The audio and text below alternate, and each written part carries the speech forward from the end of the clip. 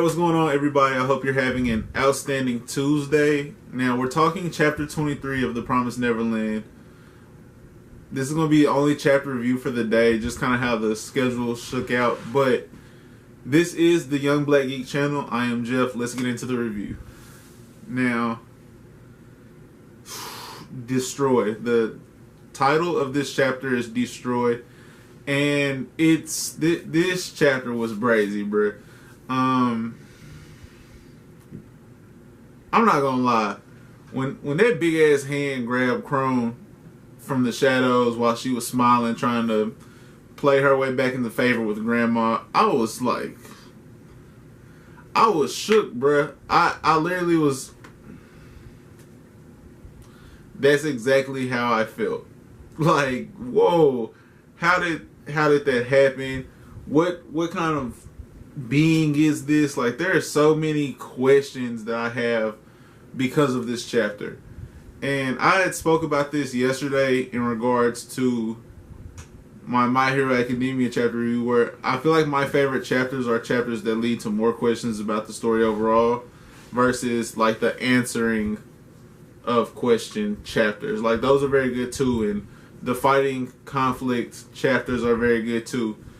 But the chapters that make you think and open up more doors and like open up different possibilities, I feel like that's where the storytelling is at its peak. So right now my main three questions are, I want to know like more about the Tafari and these people, like these beings, these creatures that these kids are being harvested for.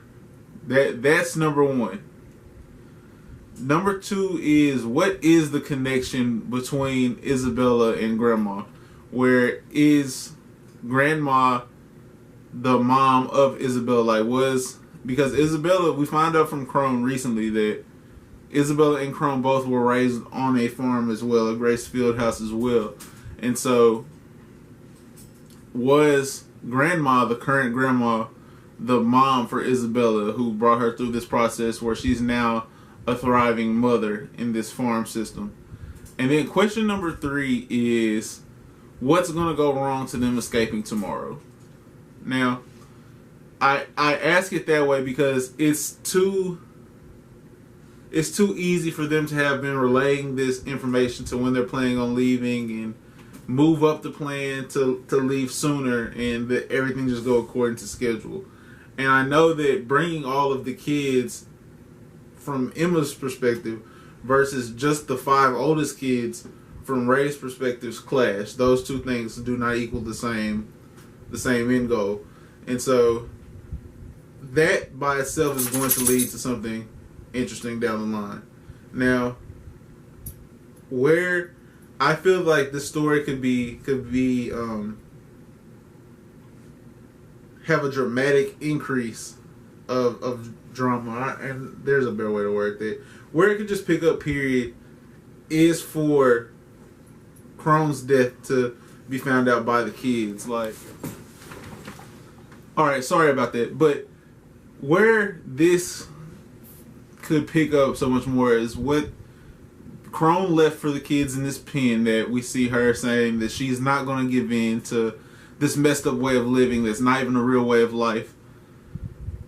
Them finding out more and seeing how intuitive Emma can be and how intelligent Ray and Norman are, and taking that information and using it to their strengths while they're then on the run from Mom, from this grandma figure that we've just been introduced to. Which, I mean, even that, like, that's, I kind of glossed over that earlier, but who is Grandma? What is the hierarchy to this system? There's so much to digest here, and a character we've grown accustomed to has died. It feels a little bit like Game of Thrones in that sense, where you can't kind of settle into a character because lives are at stake, and that's what's being shown here. First with Connie early, and now Krone. I don't know if anyone else. I can't think of anyone else that's died that we are that we had spent a little bit of time with, at least. But I don't know, bro. This chapter was absolutely ridiculous. I side more with Ray still, and mainly because Ray is thinking of the most sensible way for them to get from point A to point B, from them to get from future food to free people, and that's to take as many capable people as possible, which he deemed to be 5. Now, that's cold-hearted, but it is, at least from his point of logic, it is correct. Now, on Emma's side of things, and I see where she's coming from too, where she has a much more like a heartfelt. It's much more from the heart versus from the mind where she's driving, and I feel like that's an interesting clash of ideologies, where one is definitely being driven by the most logical goal, or the most logical reasoning and way of accomplishing a goal, where the other one is far more emotionally driven, and Emma driven to go save everyone that she cares about, minus Mom, who she still does care about. Now, an interesting twist of things, and I had kind of let this go for a little bit, but tying this back to one of my earlier theories, where I don't know if Mom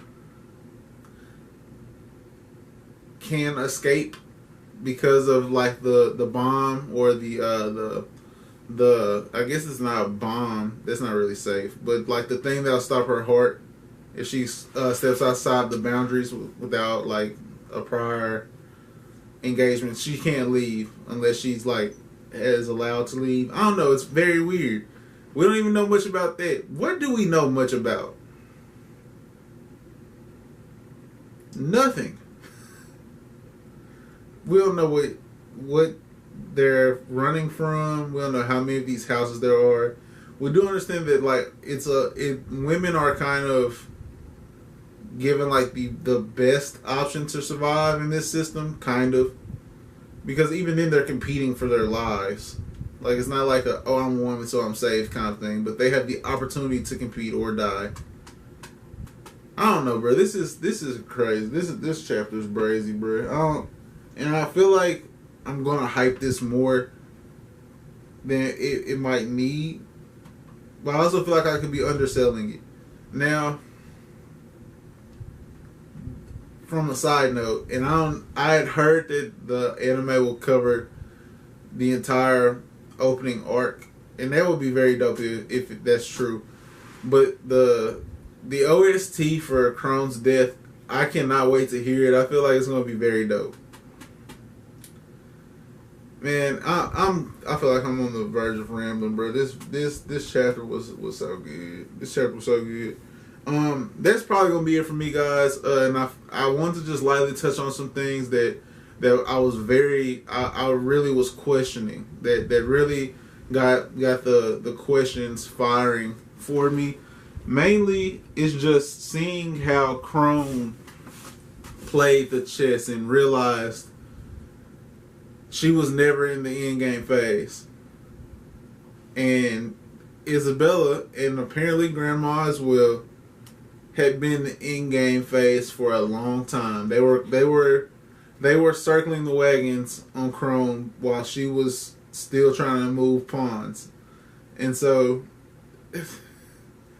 I don't know, bro. This is just crazy. Now, I do think the dialogue, before I rate this chapter, and you guys already know what the rating's going to be, I think that it was a very interesting dialogue. Let me get back serious. When she says that she had lost from the start and she never really had a chance, I felt like it was very interesting dialogue coming from Krone, speaking about Isabella and Grandma, for the fact that she's a black woman. Now, a lot of that, you know what I'm saying, it's manga. Like, these are Japanese folks writing this, so like, take it how you will.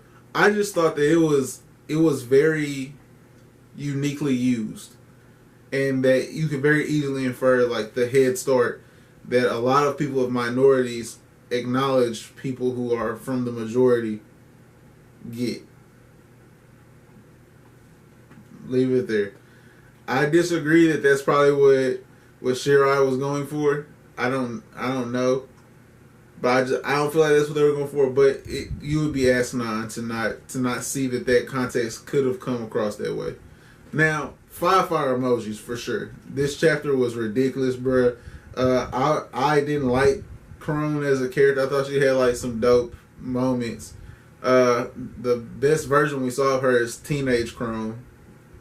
And we didn't even get dialogue from her. Like, just to see her appearance there is far more appealing than the Krone we were used to.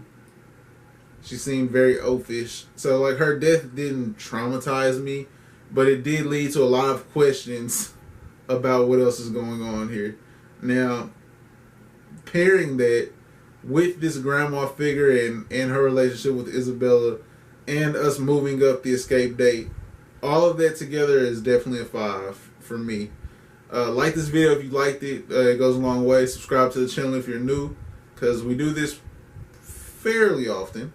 I feel like that's a nice way to put it. 2019, I've been way better with videos than 2018 at least. I don't think I posted a video in the month of November